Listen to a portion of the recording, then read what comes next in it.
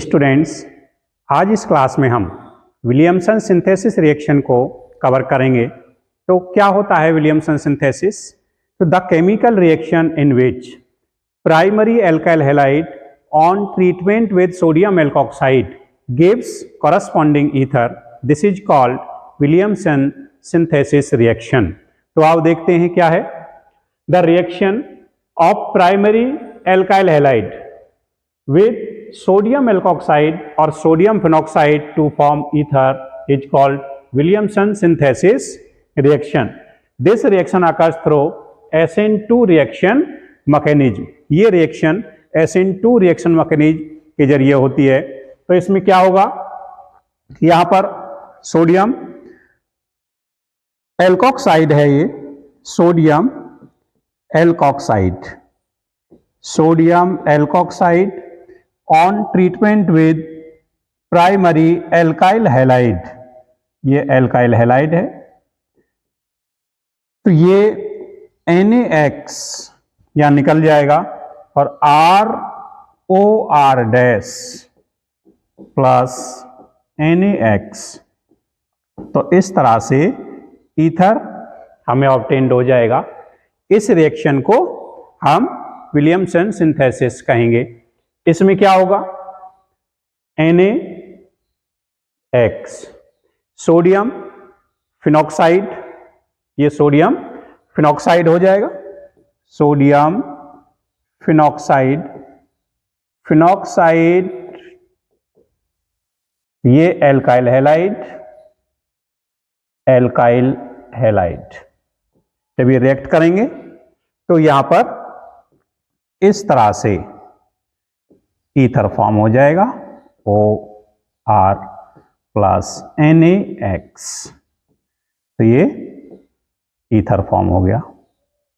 तो इस तरह से जब primary alkyl halide on treatment with sodium alkoxide gives ether, this is called Williamson synthesis reaction. तो आओ देखते हैं लिमिटेशंस। ये बोर्ड क्लास में पूछी जा सकती हैं या कंसेप्चुअल क्वेश्चन पूछा जा सकता है कि what are the limitations of Williamson synthesis. Williamson synthesis पहले तो ये SN2 रिएक्शन मैकेनिज्म इसका होता है। इसकी वजह से सिर्फ प्राइमरी एल्काइल हैलाइड ही अच्छा यील्ड देता है ईथर का। इसमें सेकेंडरी और टर्सरी अगर हम ले लेते हैं तो ईथर की जगह पर हमें एल्कीन फॉर्म हो जाएगा। तो इसलिए हम सेकेंडरी और टर्सरी एल्काइल हैलाइड नहीं लेंगे। अगर हमें सेकेंडरी और टर्सरी ईथर फॉर्म करना है तो secondary and tertiary sodium alkoxide लेंगे। क्या लेंगे बच्चों? अगर हमें सेकेंडरी या टर्सरी ईथर फॉर्म करना है तो हम सेकेंडरी या टर्सरी सोडियम एल्कोक्साइड लेंगे, ना कि एल्काइल हैलाइड। तो आओ देखें लिमिटेशंस। टर्सरी एल्काइल हैलाइड और secondary alkyl halide tends to undergo E2 elimination. क्या हो जाएगा? E2 एलिमिनेशन हो जाएगा in the presence of alkoxide. That's why instead of ether यहां पर क्या फॉर्म हो जाएगा? Alkenes are form. इसलिए इसमें हमें अच्छा यील्ड नहीं मिलेगा। तो ये इसकी लिमिटेशन हो गई। SN2 रिएक्शन मैकेनिज्म के जरिए होता है, ये इसकी लिमिटेशन हो गई। एल्कली फिनॉक्साइड में undergo C alkylation in addition to expected O, यानी ईथर बनने की बजाय वहां पर एल्कीन बन जाएगा। C एल्काइलेशन प्रिफर कर जाएगा किस पर? O एल्काइलेशन पर। तो ये इसकी लिमिटेशंस हो सकती हैं। तो किस तरह से इस पर क्वेश्चन आते हैं तो देखें, कुछ PYQ देख लेते हैं। रिएक्शन, ये रिएक्शन दी हुई है Na, तो यहां पर ये एक्टिव हाइड्रोजन है, ये एक्टिव हाइड्रोजन और ये बेस। तो यहां H2O, इस तरह से H2O यहां रिमूव हो जाएगा और यहां पर क्या फॉर्म हो जाएगा? Na यहां पे लग जाएगा, लग गया। फिर MEI, तो मिथाइल आयोडाइड क्या है बच्चों? ये मिथाइल आयोडाइड आप लोग करिए, देखते हैं।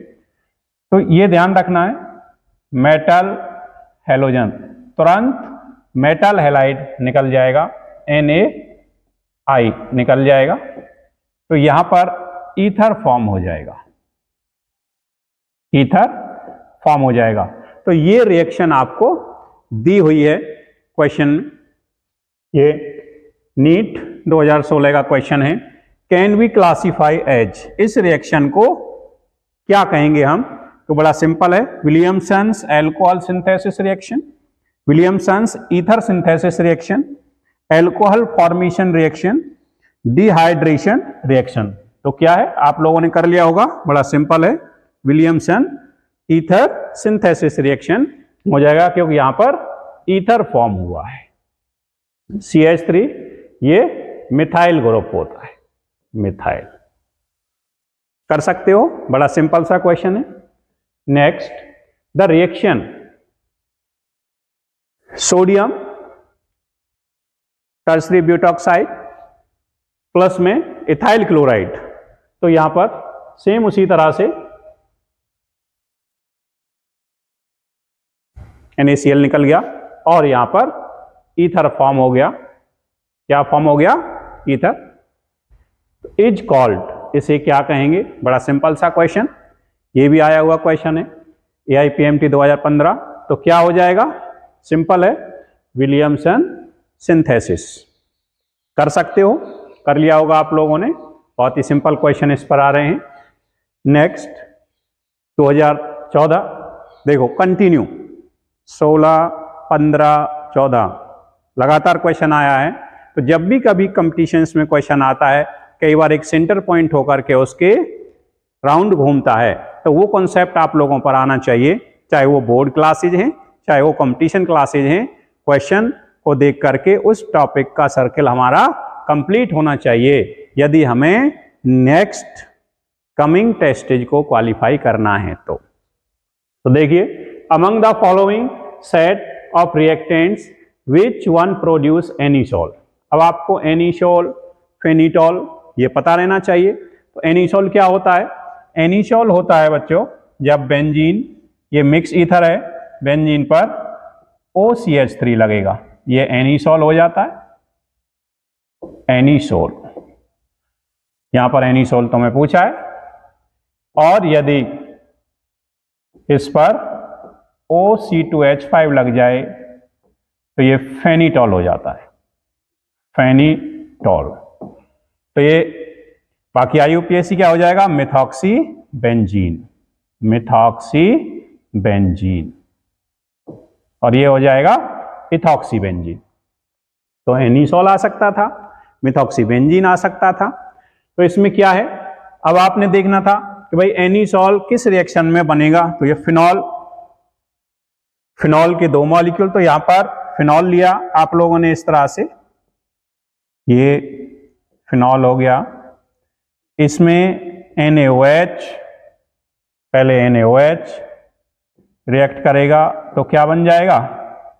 एक्टिव हाइड्रोजन इसके पास है ONA, ONA बन जाएगा, -H2O निकल जाएगा।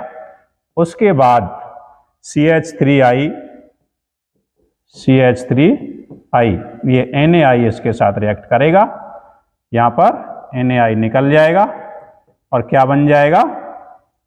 मिक्स ईथर फॉर्म हो जाएगा OCH3, और इसी को हम क्या कहते हैं? एनीसोल कहते हैं। तो आप लोगों ने कर लिया होगा, कौन से सेट में बनेगा? सेकंड। पहले फिनॉल, फिनॉल के साथ NaOH रिएक्ट करके सोडियम फिनॉक्साइड बनेगा, और सोडियम फिनॉक्साइड मिथाइल आयोडाइड के साथ रिएक्ट करके एनीसोल फॉर्म कर लेगा। एक पॉइंट और ध्यान रखना, जब कभी मेटल आए और हेलोजन आए तो तुरंत मेटल हैलाइड निकल जाएगा, बाकी कंबाइन हो जाता है। कभी भी एक्टिव मेटल और हेलोजन साथ आ जाएं तो मेटल हैलाइड फॉर्म होगा, रिमूव हो जाएगा, और ये रिएक्शन वेरी विग्रस होती है। तब तक दूसरे रिएक्टेंट्स रिएक्शन करेंगे, उससे पहले वो प्रोडक्ट बन चुका होगा, तो इतनी विग्रस होती है। तो next identify Z in the sequence of reaction, तो ये भी आया हुआ क्वेश्चन है, 14 का करा दिया। तो ये क्वेश्चन जेड आइडेंटिफाई करना है, तो आप लोग करेंगे इस क्वेश्चन को, नेक्स्ट वीडियो में हम देखेंगे किसने किया है, इसका आंसर वहीं पर डिस्कस करेंगे तो क्या होगा। कर सकते हो? Okay, thank you.